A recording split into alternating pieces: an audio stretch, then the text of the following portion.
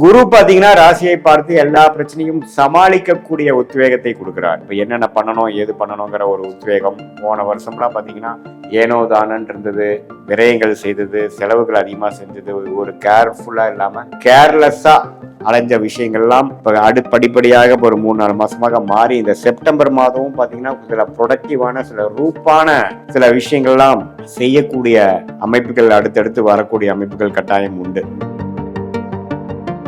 இது மாதிரி ஒரு நல்ல ஒரு கன்ஸ்ட்ரக்டிவான ஒரு ப்ரொடக்டிவான ஒரு விஷயத்தை நோக்கி போய்கொண்டிருக்கும் தனுசு ராசிக்காரர்கள் செப்டம்பர் 1ஆம் தேதியிலிருந்து டிசம்பர் 31 வரைக்கும் பாத்தீங்கன்னா இந்த மாத கிரகத்தின் சஞ்சாரங்கள் எப்படி இருக்குன்னா சுக்கிரன், சூரியன், செவ்வாய், புதன் எல்லாமே பாத்தீங்கன்னா 9ஆம் இடத்துல இருந்து ராசிக்குள்ள வரக்கூடிய அமைப்புகள் இருக்கு.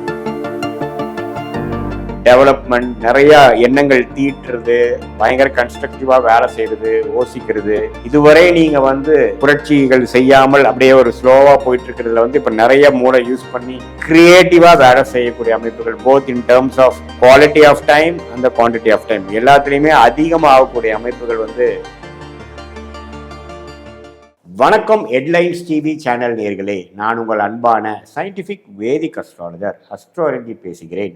நல்லது நினைப்போம், நல்லதே நடக்கும். இப்போ அடுத்து வரக்கூடிய 120 நாட்கள், அதாவது செப்டம்பர் 1, 2025 டிசம்பர் 31, 2025 வரைக்கும் தனுசு ராசிக்காரர்களுக்கு எத்தகைய ஒரு பலாபலன்கள் இருக்க போகுதுன்னு நம்ம பார்க்குறோம். சயின்டிஃபிக் வேதிக் அஸ்ட்ராலஜி முறையில் பார்க்குறோம். எந்தவித மூட நம்பிக்கையில் போகாமல், பரிகாரங்கள்லாம் போகாமல், உள்ளது உள்ளவாறு கிரகத்தின் அமைப்புகள் எப்படி இருக்குது, எது மாதிரி கோச்சாரத்தில் மாறுகிறார்கள், இதனால் நம்மளுடைய தனுசு ராசிக்காரர்களுக்கு எத்தகைய ஒரு தாக்கத்தை கொடுப்பார் அப்படிங்கிற விஷயத்தெல்லாம் நம்ம கொஞ்சம் துல்லியமாக பார்க்குறோம். ஆண்டு கிரகம் பார்த்தீங்கன்னா சனி எப்போ 4ஆம் இடத்துக்கு போனாரோ அங்கிருந்தே பார்த்தீங்கன்னா ஆக்டிவிட்டி அதிகமாகிடுச்சு. இந்த மார்ச், ஏப்ரல், மேலேருந்தே பார்த்தீங்கன்னா நம்மளுடைய வேலை தொழிலில் கொஞ்சம் அடுத்த லெவல் ஆஃப் ஆக்டிவிட்டி, மாறுதல், ஒரு இடத்துலேருந்து ஒரு மாறுறது, வேலை போகிறது, வேலை விட்டு வேறு இடத்துக்கு போகிறது, தொழிலில் கொஞ்சம் சீர்திருத்தங்கள், பிரச்சனையை சால்வ் பண்ணுறது, அது மாதிரி சில விஷயங்கள் எல்லாம் ஆக்டிவிட்டி ஆயிடுச்சு. ஆனால் 3ஆம் இடத்து சனியிலிருந்து இப்போ 2025 ஏப்ரல் மாதத்திலிருந்து ஆக்டிவிட்டி 4ஆம் இடத்துல வரும்பொழுது தாயார், இடம், வீடு, வண்டி, வாகனம்,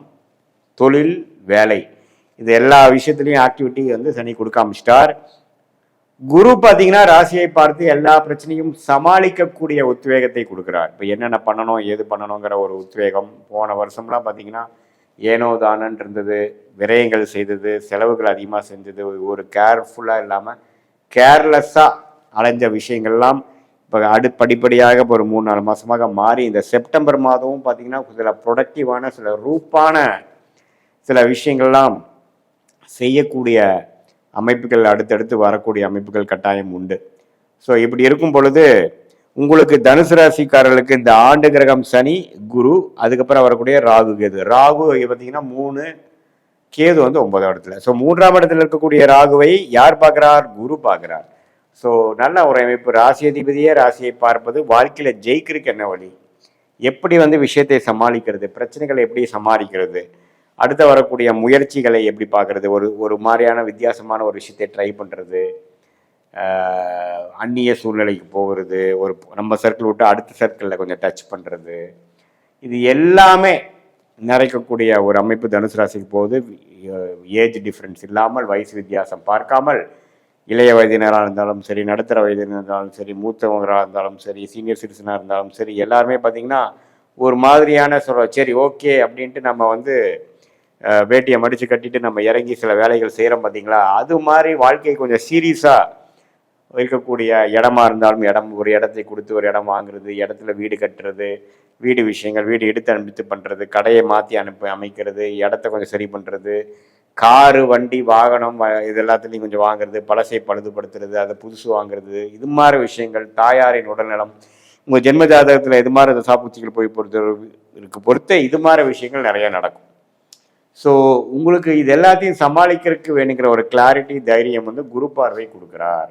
ஸோ இது மாதிரி ஒரு நல்ல ஒரு கன்ஸ்ட்ரக்டிவான ஒரு ப்ரொடக்டிவான ஒரு விஷயத்தை நோக்கி போய்கொண்டிருக்கும் தனுசு ராசிக்காரர்கள் செப்டம்பர் 1ஆம் தேதியிலிருந்து டிசம்பர் 31 வரைக்கும் பார்த்தீங்கன்னா இந்த மாத கிரகத்தின் சஞ்சாரங்கள் எப்படி இருக்குன்னா சுக்கிரன், சூரியன், செவ்வாய், புதன் எல்லாமே பார்த்தீங்கன்னா 9ஆம் இடத்துல இருந்து ராசிக்குள்ள வரக்கூடிய அமைப்புகள் இருக்கு.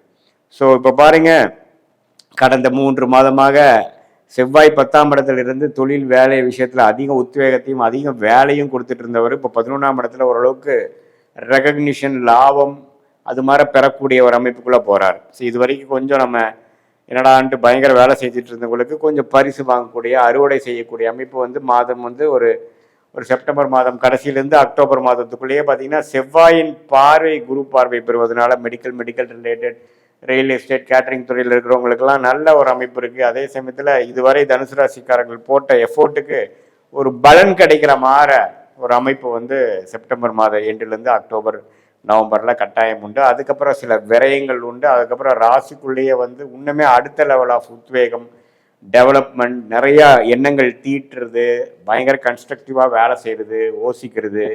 இதுவரை நீங்கள் வந்து புரட்சிகள் செய்யாமல் அப்படியே ஒரு ஸ்லோவாக போயிட்டுருக்கிறதுல வந்து இப்போ நிறைய மூளை யூஸ் பண்ணி க்ரியேட்டிவாக வேலை செய்யக்கூடிய அமைப்புகள், both in terms of quality of time அந்த குவான்டிட்டி ஆஃப் டைம் எல்லாத்துலேயுமே அதிகமாகக்கூடிய அமைப்புகள் வந்து தனுசு ராசிக்காரர்களுக்கு செப்டம்பர், அக்டோபர், நவம்பர், டிசம்பரில் பார்த்தீங்கன்னா அவங்கவுங்க வயசுக்கு தகுந்த மாதிரி அவங்க கொஞ்சம் இனோவேட்டிவாக, இன்னும் கொஞ்சம் உத்வேகமாக, இன்னும் கொஞ்சம் கான்சன்ட்ரேட்டடான, இன்னும் கொஞ்சம் புதிய விஷயங்கள் ட்ரை பண்ணி வாழ்க்கையில் கொடுக்கக்கூடிய அந்த வேலை தொழில் விஷயத்தில் இன்னும் கொஞ்சம் ஒரு சீர்திருத்தங்கள். அதே மாதிரி வீட்டில் இருக்கக்கூடிய இல்லறத்துக்கு பார்த்திங்கன்னா குழந்தைங்களை வளர்த்துறதுலேயும் கொஞ்சம் மெனக்கெடுதல், கொஞ்சம் சில விஷயங்கள் கரெக்ட் பண்ணி அது எப்படி அடுத்த லெவலில் கொஞ்சம் நல்லா செய்ய முடியும், எப்படி ஸ்ட்ரெஸ்ஸை மேனேஜ் பண்ண முடியும், இதெல்லாம் யோசிக்கக்கூடிய ஒரு அற்புதமான ஒரு டைமாகவும் செயல்படுத்தக்கூடிய டைமாகவும் இருக்குது. சில பேர்த்துக்கு இடம், வீடு, வண்டி, வாகனம்லாம் வாங்கக்கூடிய அமைப்பு, யோகம் இருக்குது, சொத்து வரக்கூடிய அமைப்புகள் இருக்குது. இப்போ வரவேண்டிய பணம், நம்மளால வரவேண்டிய பணம் டக்குன்னு வரக்கூடிய அமைப்புகள், இடம் மூலமாக நல்லா பெனிஃபிட் ஆகக்கூடிய அமைப்புகள், இது எல்லாமே இந்த மாத கிரகத்தின் சஞ்சாரங்கள் வந்து அற்புதமாக தனுசு ராசிக்காரர்களுக்கு இருக்குது. ஸோ இப்போ பார்த்தீங்கன்னா கோச்சார அமைப்பில் இந்த மாத கிரகத்தின் சஞ்சாரமும் இந்த ஆண்டு கிரகத்தின் சஞ்சாரமும் ஓரளவுக்கு உத்வேகமாக, ப்ரொடக்டிவிட்டியை ஓரியன்டாக சில விஷயங்களை செய்து முடித்து வாழ்க்கையில் அடுத்த கட்ட நடவடிக்கைக்கு போகக்கூடிய அமைப்புகளை வந்து வயது வித்தியாசம் இல்லாமல் மாணவர்களாக இருந்தாலும் சரி, தொழிலதிபர்களாக இருந்தாலும் சரி, வேலையில் இருக்கிறவங்களாக இருந்தாலும் சரி, அதே சமயத்தில் மூத்த குடிமகன்கள், சீனியர் சிட்டிசனாக இருந்தாலும் அவங்கவுங்களுக்கு தகுந்த ரெஸ்பான்சிபிலிட்டியில் வந்து ஜெயிக்கக்கூடிய அமைப்புகள், போராட்டங்களை ஜெயிக்கக்கூடிய அமைப்புகளுக்கு தகுந்த உத்வேகத்தை கொடுக்கக்கூடிய அமைப்புகள் உண்டு.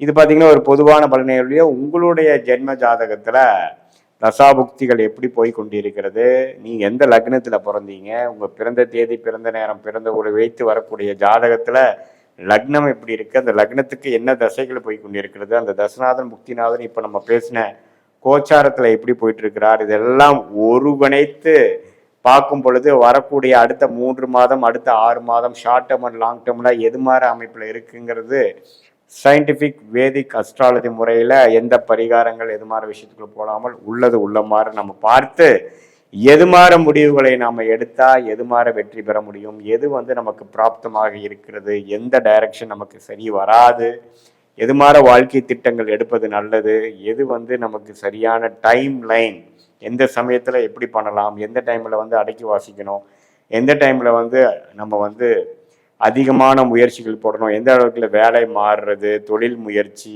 படிப்பு, உடல் நலம், இது மாதிரி எல்லா விஷயங்களும் உங்களுடைய ஜென்ம ஜாதகத்திலையும் இந்த கோச்சார அமைப்பையும் மிக்ஸ் பண்ணி பார்க்கும் பொழுது உங்களுடைய கர்மா என்ன சொல்லுகிறது, ஒரு ஜாதகமும் ஒரு தனி கர்மா. ஸோ அந்த தனி கர்மா வந்து எப்படி இருக்குது, நம்மளுடைய பொது பலன்லேருந்து நம்மளுடைய இண்டிவிஜுவல் கர்மா தனித்து எப்படி நமக்கு காட்டுதுங்கிறதெல்லாம் பார்த்து அதுக்கு தகுந்த மாதிரி ஜோதிட ஆலோசனை நீங்கள் பெறும் பொழுது இந்த சயின்டிஃபிக் வேதிக் அஸ்ட்ராலஜி மூலமாக கரெக்டான முடிவுகளை கரெக்டான நேரத்தில் செய்து வாழ்க்கையில் எளிதில் வெற்றி பெற முடியும். எதிர்நீச்சல்ங்கிற விஷயத்தை தவிர்த்து போத் சமய விரயங்கள், பொருள் விரயங்களை தவிர்த்து நம்ம வந்து வாழ்க்கையில் வேணுங்கிற அந்த சயின்டிஃபிக் வேதிக் அஸ்ட்ராலஜி முறையில் நம்மளுடைய ஜென்ம ஜாதகத்து அடிப்படையிலையும் இந்த நம்ம பேசின இந்த சனி பயிற்சி, ராகு பயிற்சி, குரு பயிற்சி இதெல்லாம் வரக்கூடிய அமைப்பையும் சேர்த்து வைத்து பார்க்கும் பொழுது துல்லியமான பலன் எடுத்து வாழ்க்கையில் வெற்றி பெற முடியும் என்பதை நான் கேட்டுக்கொள்கிறேன். நன்றி, வணக்கம்.